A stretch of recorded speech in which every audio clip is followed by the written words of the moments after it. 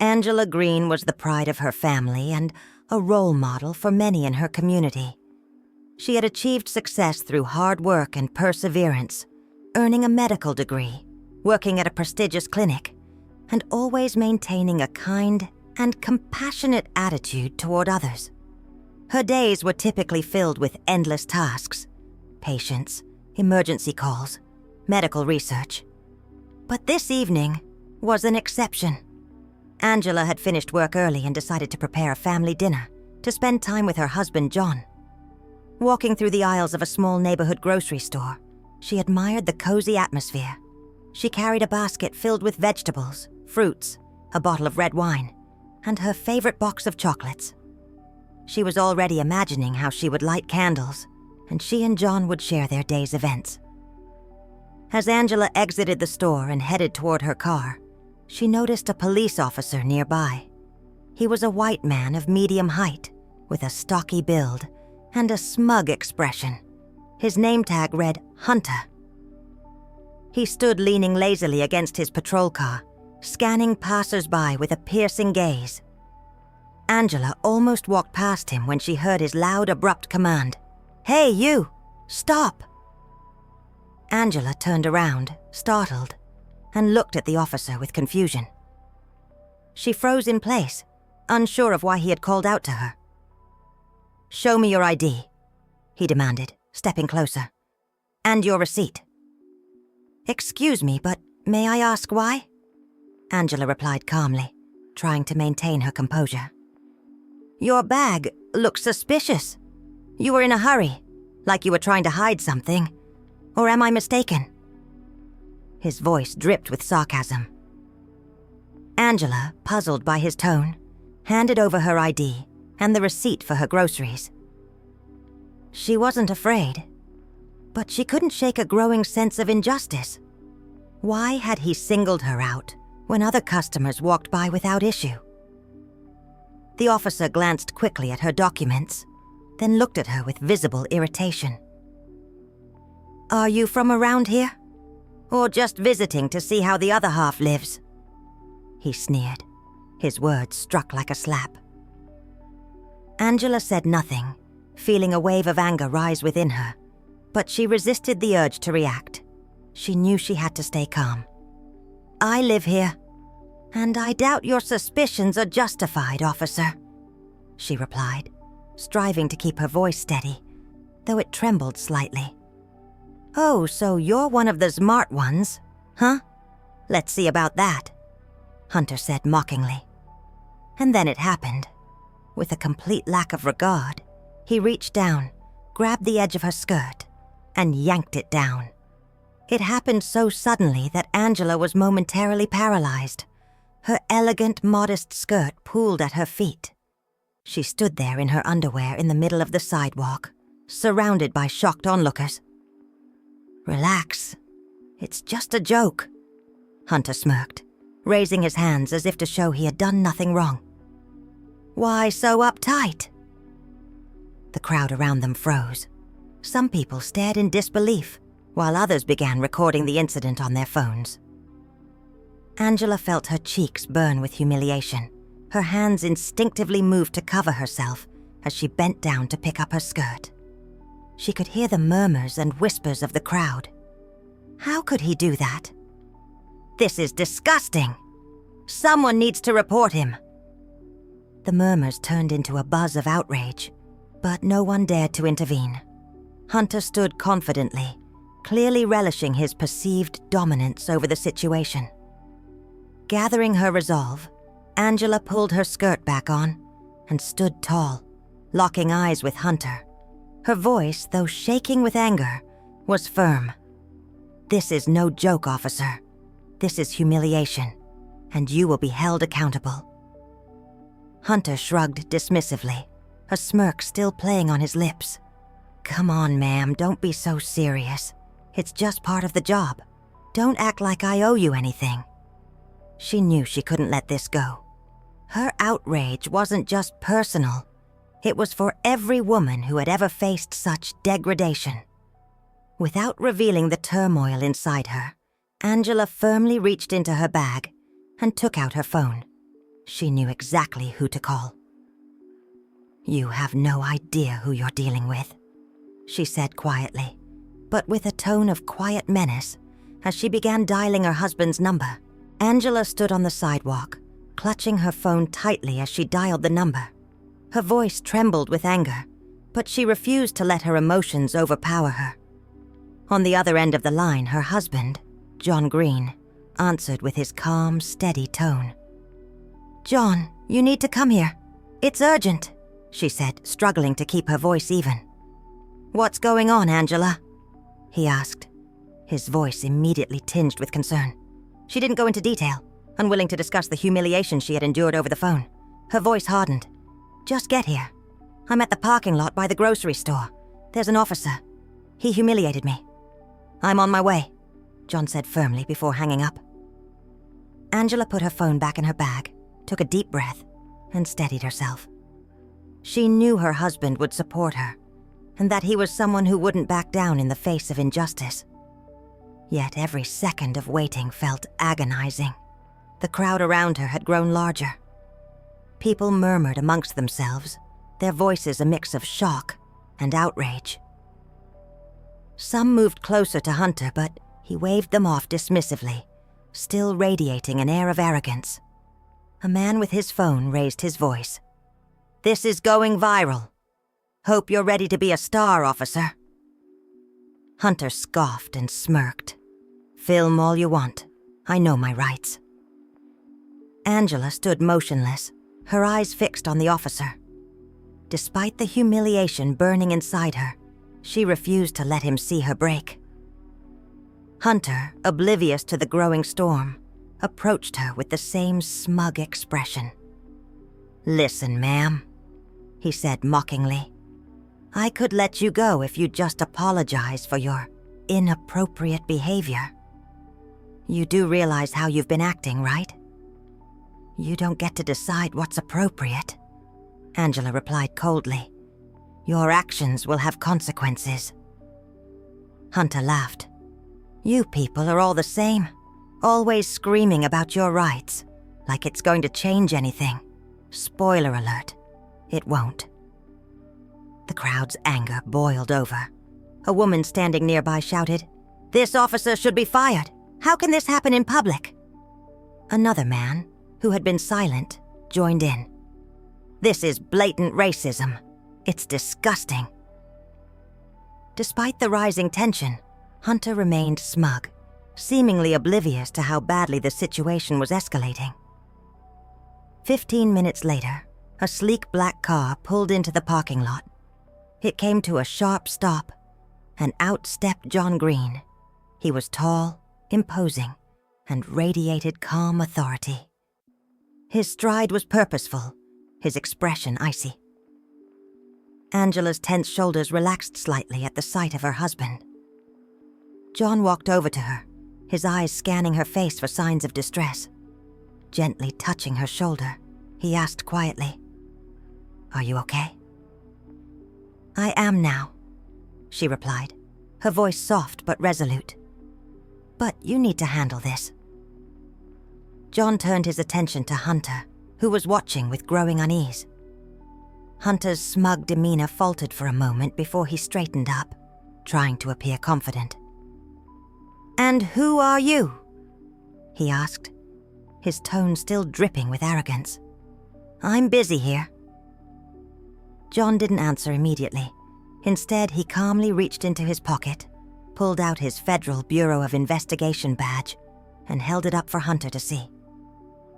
Hunter's eyes widened briefly before he tried to regain his composure.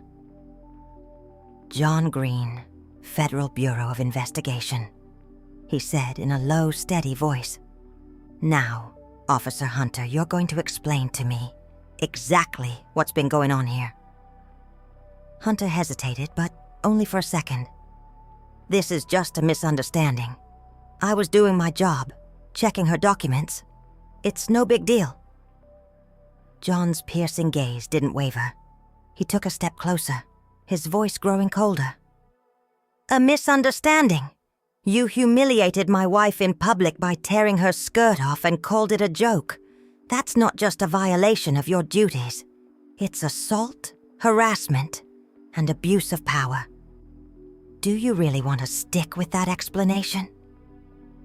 Hunter fumbled for words, but John's intensity left no room for excuses. Look, it was a mistake, Hunter stammered. I didn't mean... John cut him off sharply. I'm not finished. You've crossed every line, and I guarantee this won't be brushed aside. You're going to stand here while I make some calls. John pulled out his phone and quickly dialed a contact. Speaking with the efficiency of someone who had done this 100 times before, he reported the situation to a colleague at the local police department, demanding immediate intervention.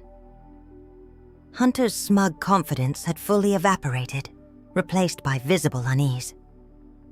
Within minutes, another police car arrived. 2 officers, a man and a woman, stepped out. Their expressions were serious, signaling that they had been briefed on the situation. The male officer took one look at Hunter and shook his head. The female officer approached John, maintaining a professional demeanor. Agent Green, we received your report. We're here to assess the situation. Good, John replied. This man, Officer Hunter, committed an act of harassment and abuse of power. There are witnesses, and the incident has been recorded. I expect him to be held accountable. The female officer nodded and turned to Hunter, who now looked pale. Officer Hunter, you are being placed on administrative leave pending an internal investigation. Please surrender your badge and weapon immediately. What? Wait, Hunter stammered, his voice rising in panic. This is all a misunderstanding. Her partner cut him off sharply. You'll have your chance to explain during the investigation. Right now, follow protocol. Reluctantly, Hunter removed his badge and weapon, his hands trembling. The crowd erupted in cheers and applause as justice began to take shape. Cries of, "Finally!" and "This is what accountability looks like!" filled the air. John turned back to Angela, taking her hand gently. Are you okay? Her voice was soft but steady. I am now. Thank you. John squeezed her hand and spoke firmly. This isn't over. We'll make sure he faces the full consequences. As Hunter tried to explain himself to his colleagues, John began collecting evidence. He saved the videos Angela had recorded and asked witnesses to share their footage. The onlookers readily complied, eager to support the Greens in their fight for justice. As the crowd began to disperse, Angela stood taller, feeling the overwhelming support of her husband and the community. She wasn't just a victim. She was a fighter, and this fight was far from over. Hunter's nerves were starting to show, though he tried to hide them behind a facade of arrogance. The flash of John's FBI badge had shaken him, and he could feel the growing tension around him. The control he thought he had was slipping away. Listen, Agent Green, he began, trying to sound confident, though his voice wavered slightly. I was just doing my job. Sometimes things get misinterpreted, but there's no need to blow this out of proportion. John's cold stare didn't falter as he replied with calm authority. Misinterpreted? You humiliated my wife in public, ripping off her skirt in front of witnesses, and called it a joke. This isn't a misunderstanding.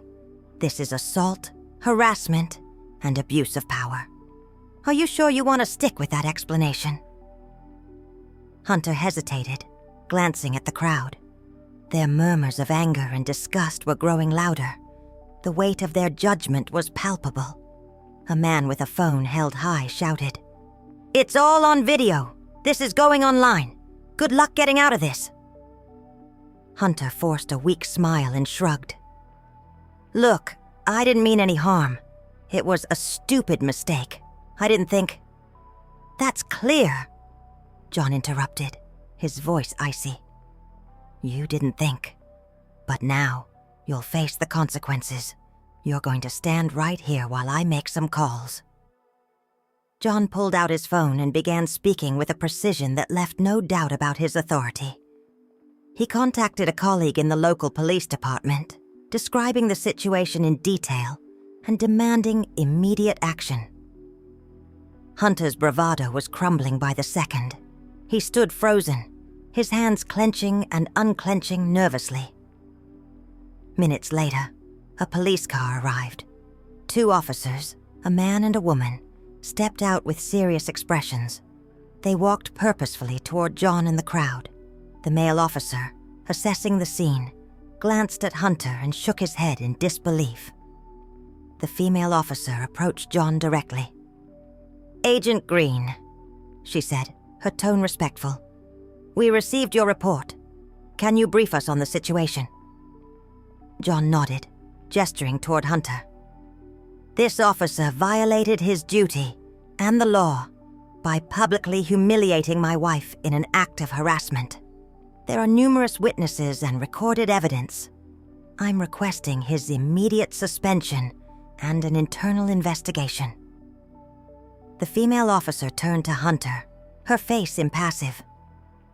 "Officer Hunter," she said firmly, "you are being placed on administrative leave pending an investigation. Please hand over your badge and weapon." "What? Wait. This is a misunderstanding," Hunter blurted, his voice rising in panic. "I didn't do anything that serious." The male officer cut him off sharply. "You can explain yourself during the investigation. Right now, follow the protocol." Hunter hesitated but finally surrendered his badge and weapon, his hands trembling. The crowd erupted into applause, their cheers a mixture of relief and vindication. Some shouted words of encouragement toward Angela. "Justice is finally being served. She's so brave to stand up to this. Good riddance to bad cops." John turned back to Angela, his expression softening. Taking her hand gently, he asked, "Are you okay?" Angela nodded, her voice steady despite everything. "I'm okay now. Thank you." John gave her hand a reassuring squeeze. "This isn't over yet. We'll make sure he faces the full consequences." As the officers led Hunter to their vehicle for further questioning, John began gathering evidence. He saved the videos Angela had recorded and approached witnesses, asking for their footage. Many in the crowd eagerly complied, sending their clips to him on the spot. The scene slowly began to clear as people returned to their routines, but their faces reflected a sense of satisfaction. Justice had taken its first step forward. Angela, though still shaken, stood taller. She wasn't just fighting for herself. She was fighting for every person who had ever faced injustice. This wasn't just an isolated incident. It was the start of something bigger. With Hunter officially suspended and his badge and weapon confiscated, the atmosphere in the parking lot began to settle. But for John and Angela, this was just the beginning of a longer fight for accountability and justice. John knew that without thorough action and public scrutiny, the incident might be swept under the rug. He was determined not to let that happen.